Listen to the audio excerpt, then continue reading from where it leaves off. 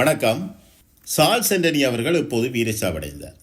Charles அவர்கள் மே மாதம் 15ஆம் தேதி இரவு 11:40 மணியளவில் வீரச்சாவை தழுவிக்கொள்கிறார். இந்த சம்பவங்கள் இன்றைக்கு முற்று முழுதாக மறைக்கப்பட்டு சார்ல்ஸ் 17ஆம் தேதி என்று சொல்லி ஒரு தரப்பும் 18ஆம் தேதி என்று சொல்லி இன்னும் ஒரு தரப்பும் கூறுறார். அப்போ இந்த கூறுற தரப்புகள் ஏற்கனவே ராணுவ கட்டுப்பாட்டுக்கு வந்த தரப்புகள் ஒரு ஊகிப்பில் இந்த விடயங்களை கூறுறார்கள். ஆனால் இது முற்றிலும் ஒரு தவறான ஒரு விடயம். சார்ல்ஸ் 13ஆம் தேதி மே மாதம் இராணுவ கட்டுப்பாட்டுக்குள்ள உள்ளுக்கு நுழைகிறக்கூடிய ஏற்பாடு செய்யப்படுகிறது. சார்ல்ஸோட 26 போராளிகள் முயற்சி செய்கிறார்கள். சார்ல்ஸை உள்ளுக்கு எடுக்கிறக்கூடிய பொறுப்பு தெய்வியன்னிட்ட வழங்கப்படுகிறது. தெய்வியன் ஏற்கனவே 56 போராளிகளோட இராணுவ கட்டுப்பாட்டுக்குள்ள உள்நுழைத்திருந்தார். இவர் மாத்தளம் பாக்ஸுக்கு முன்னர் அதாவது 4ஆம் மாதம் 18ஆம் தேதி இவர் இராணுவ கட்டுப்பாட்டுக்குள்ள தெய்வியன்னை உள்நுழைந்து விட்டார். அப்போ தெய்வண்ணை உள்ளுக்கு நுழைந்தவர் 3 பிரிவாக தன்னோட சென்ற போராளிகளை பிரித்து தங்க வைத்திருந்தார். ஒரு பகுதி விஸ்வமடு பகுதியிலேயும், அடுத்த பகுதி கேப்பா புலவிலேயும், அடுத்த பகுதி வள்ளிவுன சைட்டுக்குள்ளேயும். அப்போ இவர்கள் அங்கே நிலையெடுத்து கொள்ளேக்க சார்ல்ஸ் எடுக்கிறக்கன்னு சொல்லி ஒரு செக்ஷன் டீம் தெய்வியண்ண என்ற தலைமையில் 13ஆம் தேதி ஏற்பாடு செய்கிறதுக்கு முயற்சி செய்கிறார்கள். 13ஆம் தேதி இராணுவத்தின் சில படையணிகள் மாற்றப்படுகிறார்கள். அதில் அவர்களின் நடமாட்டம் கூட இருப்பதால் இவ்வாறான சார்ல்ஸை உள்ளுக்கெடுக்கிற நடவடிக்கை கைவிடப்படுகிறது. திருப்பி 14ஆம் தேதியும் அவ்வாறோட நடவடிக்கை எடுக்கப்படுற சூழ்நிலையில் இராணுவத்தின் நடமாட்டம் உள்பகுதிகளில் கூட காணப்படுவதால் அதுவும் கைவிடப்பட்டு 15ஆம் தேதி ஏற்பாடு செய்யப்படுகிறது. 15ஆம் தேதி தெய்வியன் என்ற டீம் நந்திக்கடல் ஓரத்தில் பாதுகாப்பாக நிலையெடுத்துக் கொள்கிறார்கள். சார்ல்ஸை உள்ளுக்கு கூட்டி செல்வதற்காக.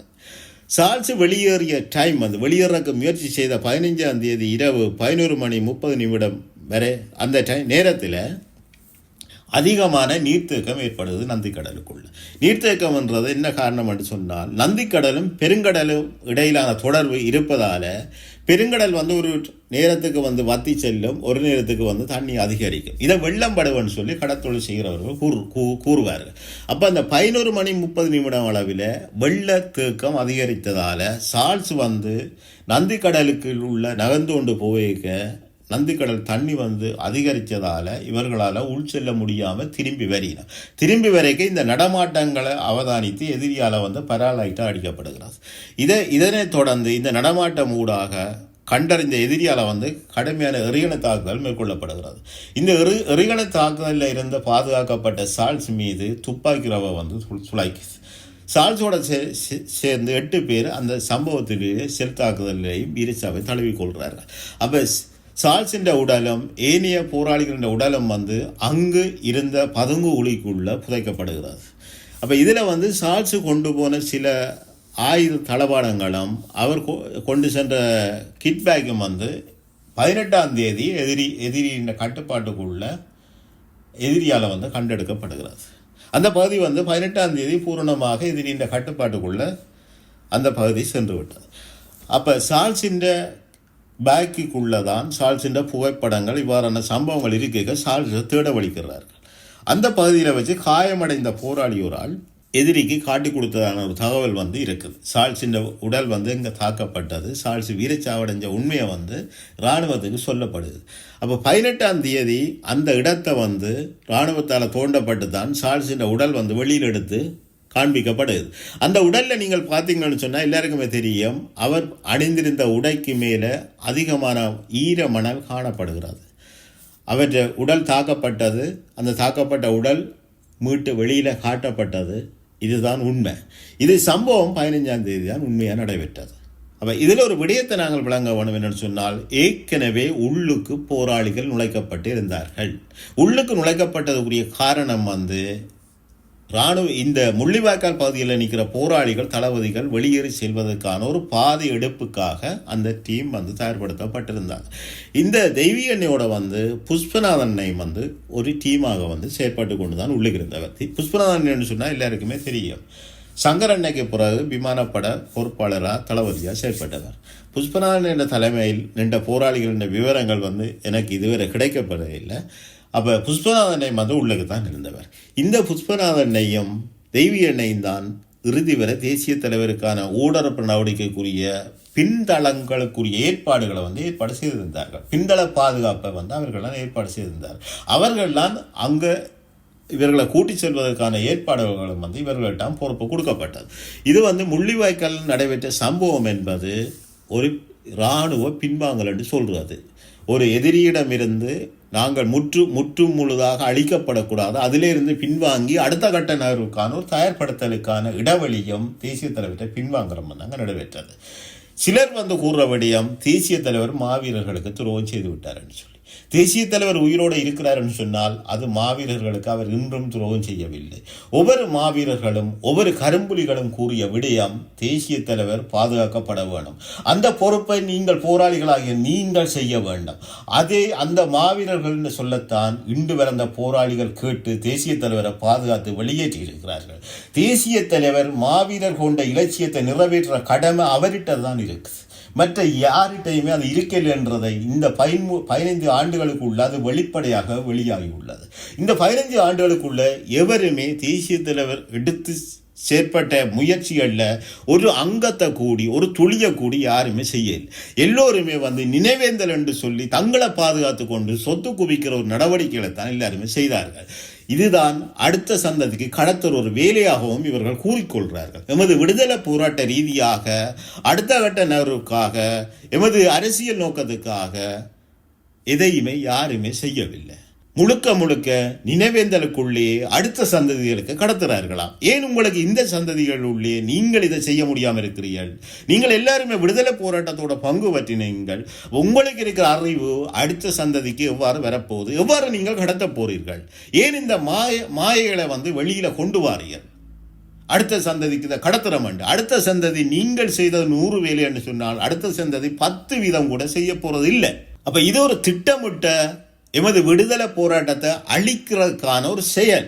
உங்களால் செய்ய முடியாததை, உங்களால் செய்ய தெரிஞ்சதவே நீங்கள் செய்யாமல் விட்டு அடுத்த சந்ததிகிட்ட கடத்துவதாக நீங்கள் சொத்து குவிக்கிறதுக்காக புலம்பெயர்ந்த நாடுகளில் வந்து இவ்வாறான நிகழ்வுகளை செய்து தேசிய எழுச்சி நிகழ்வு என்று சொல்லி ஒரு போர்வையில் நீங்கள் சொத்து குவிக்கிறதும் காலத்தை வீணடிக்கிறதுக்கான செயல்களை வந்து நீங்கள் செய்கிறீர்கள். இன்றைக்கு நீங்கள் செய்கிற செயலால் தான் தேசிய தலைவரின் வெளிப்படையான வருகைக்கு ஒரு தாமதத்தை இன்றைக்கு ஏற்படுத்தி இருக்கிறது.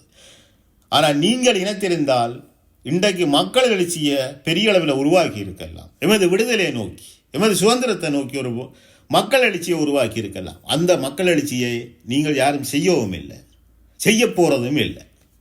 அப்போ மக்களாகிய நீங்கள் இனியும் இவ்வாறான நபர்களுக்குள்ள கட்டுப்பாடு இருக்க போறீர்கள். தாயத்தை பொறுத்தவரையில் தாயத்துக்குள்ள அரசியல்வாதிகளுக்குள்ள பல மக்கள் கட்டுப்பட்டு போயிருக்கிறார்கள். ஒவ்வொரு அரசியல்வாதிகளுக்கும் ஒவ்வொரு சிந்தனைகளும் கொள்கைகளும் இருக்கு. அண்மையில் ஒரு அரசியல்வாதி கூறியிருந்தார், கூட்டமைப்பை விட்டு தாங்கள் வெளியேறியக்கூடிய காரணம் கூட்டமைப்பின் தலைவர் தேசிய தலைவரை சுட்டுக் கொல்லும்படி அறிவித்ததாக, அதால தான் தாங்கள் வெளியேறினார்கள் என்று. அவர் இப்போது நேற்று முன்னால் அந்த கருத்தை விடுறாருன்னு சொன்னால் அவர் மக்கள் தமிழ் தேசிய கூட்டமைப்பில் இந்த வெளியேறக்கு முன்னமே சம்பந்தர் ஐயா கூறிய விடயம் அவருக்கு தெரிந்ததை அவர் மறைத்தாரா என்ற ஒரு கேள்வியும் வந்துட்டு வரை இருக்கு.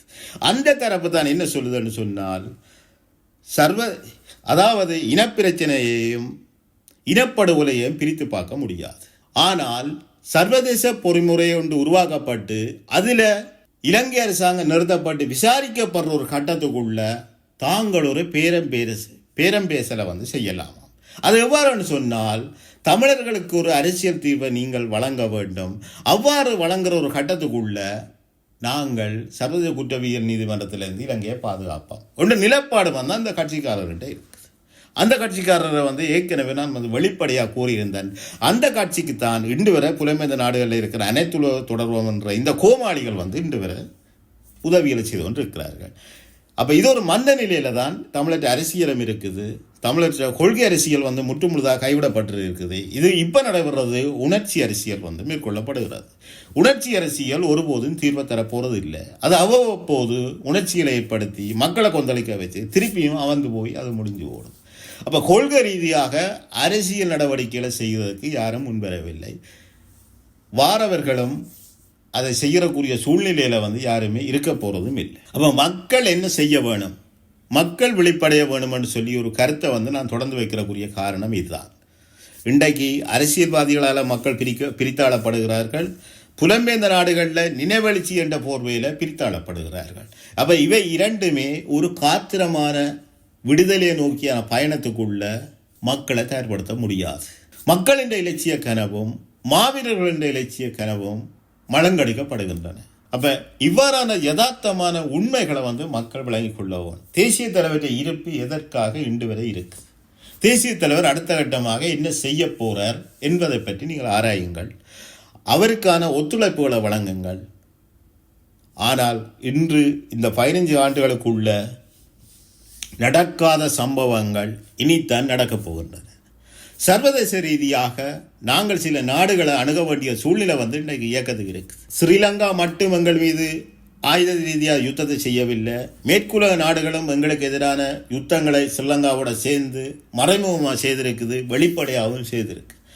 அதன் ஊடாகத்தான் நாங்கள் முள்ளிவாய்க்காலில் அழிவுகளை சந்தித்து அதில் இருந்து சில பின்வாங்கல்களை மேற்கொண்டு எமது விடுதலை இயக்கத்தை மீண்டும் கட்டியெழுப்ப வேண்டும், எமதுக்கான சுதந்திர தமிழீழத்தை அமைக்கிறதுக்கான அத்தனை முயற்சிகள் செய்யணும் என்ற நிலப்பாட்டுக்குள்ள தேசிய தலைவர் சரியானது ஒரு திட்டத்தை வகுத்து கொண்டிருக்கிறார்.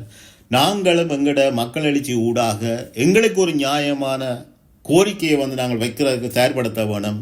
தேசிய தலைவரின் கரங்களை பலப்படுத்துறதுக்கு மக்களாகிய நாங்கள் பூரண ஒத்துழைப்போல வழங்க வேணும். குழப்பவாதிகள் என்ற நிலப்பாட்டிலிருந்து நீங்கள் வெளியேற வேண்டும், வெளிப்படையாக உங்களை அடையாளப்படுத்த வேண்டும். நன்றி, வணக்கம்.